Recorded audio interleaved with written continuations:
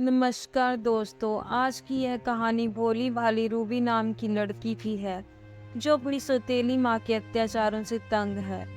एक गांव में अभिनंद नामक व्यक्ति अपनी पत्नी और बेटी के साथ रहता था। बेटी का नाम रूबी था। तीनों का जीवन सुख से बीत रहा था कि एक दिन रूबी की माँ बीमार पड़ गई और चल बसी। बेटी छोटी थी, वह अपनी माँ के बगैर दुख से तड़पने लगी। अपनी बेटी का दुख देख अभिनंद भी दुखी हो जाता। एक दिन उसके चाचा ने समझाया कि रूबी की खातिर उसे दूसरा विवाह कर लेना चाहिए। अभिनंद ने सोचा कि रूबी को माँ मिल जाएगी और एक औरत के आ जाने से घर भी संवर जाएगा। कुछ दिनों के बाद उसने दूसरा विवाह कर लिया। रूबी की सौतेली माँ घर आ गई। रूबी नई माँ को पाकर खुश थी, लेकिन उसकी सौतेली माँ को वह फूटी आंख नहीं सुहाती थी। एक दिन अभिनंद को किसी काम से कुछ महीने के लिए बाहर जाना पड़ा।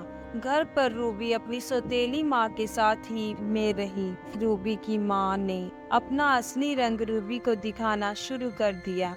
वह उससे घर के सारे काम करवाती, मगर भर पेट भोजन नहीं देती। एक दिन उसने रूबी को नदी से मछलियां लाने को कहा।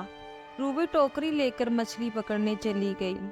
नदी पर पहुंचकर उसने बहुत कोशिश की, लेकिन वह मछलियां नहीं पकड़ पाई।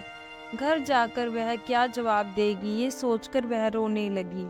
उसका रोना सुनकर नदी से एक सुनहरी मछली बाहर आई और बोली, रूबी बेटी, मैं तेरी माँ हूँ, मुझे बता कि तू क्यों रो रही है। रूबी ने उसे सारी बात बताई। तब उसकी माँ ने उसकी टोकरी मछलियों से भर दी, साथ ही उसे खाने के लिए स्वादिष्ट भोजन भी दिया। मछली लेकर वह घर पहुंची। सौतेली माँ ने भरी हुई टोकरी देखकर पूछा, इतनी सारी मछलियाँ कैसे पकड़ी तूने? भोली रूबी ने सारी बात बता दी। ये सुनकर सौतेली माँ को गुस्सा आ गया। उसने रूबी का नदी पर जाना बंद कर दिया। उसने रूबी को भोजन देना भी बंद कर दिया, जिससे वह दिन पर दिन बहुत दुबली होने लगी। एक दिन सौतेली माँ ने रूबी को चिलचिलारी धूप में बाड़ी में पानी देने को कहा। भूखी प्यासी रूबी बाड़ी में पानी देने लगी, लेकिन कुछ ही देर में वह थक कर चूर हो गई और एक पेड़ के नीचे बैठकर रोने लगी। तभी वहां तोते के रूप में उसकी असली माँ आई। उसने रूबी को मीठे फल दिए और कहा कि वह रोज बाड़ी में आया करे।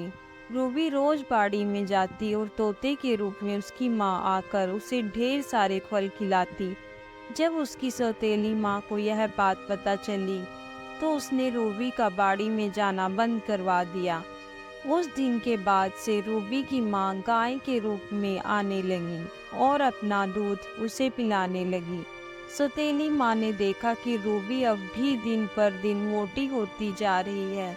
उसे पता चला कि एक गाय उसे रोज दूध पिला जाती है। एक दिन जब गाय आई तो सौतेली माँ ने उसे मारने की कोशिश की, लेकिन गाय उसे सींग मारकर भाग गई। सौतेली माँ बहुत नाराज हुई। उसने रूबी पर गुस्सा निकाला।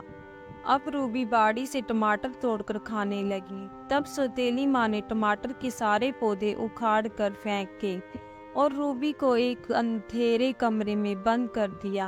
अब रूबी को पानी भी नसीब नहीं था। वह कमरे में बैठकर दिन रात रोती थी। एक दिन चूही के रूप में उसकी असली माँ आई और उसे भुना अनाज लाकर दिया। रूबी ने भुना अनाज खाया और माँ द्वारा लाया पानी पिया। जब सौतेली माँ ने देखा कि अंधेरे कमरे में भी रूबी मोटी होती जा रही है, तो उसने उसे मार डालने की योजना बनाई। अभिनंद कुछ ही दिनों में वापस आने वाला था।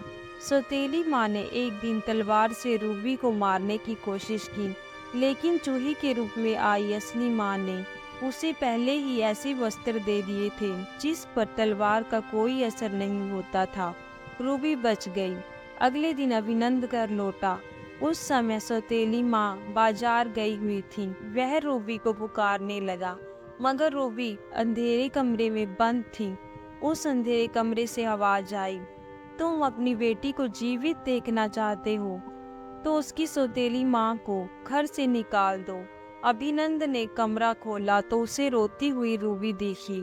पूछने पर रूबी ने सारी बात बताई। ये सुनकर अभिनंद बहुत क्रोधित हुआ। सौतेली माँ जब बाजार से लौटी तो अभिनंद ने उसे घर से निकाल दिया। उस दिन के बाद से अभिनंद और रूबी सुख से रहने लगे।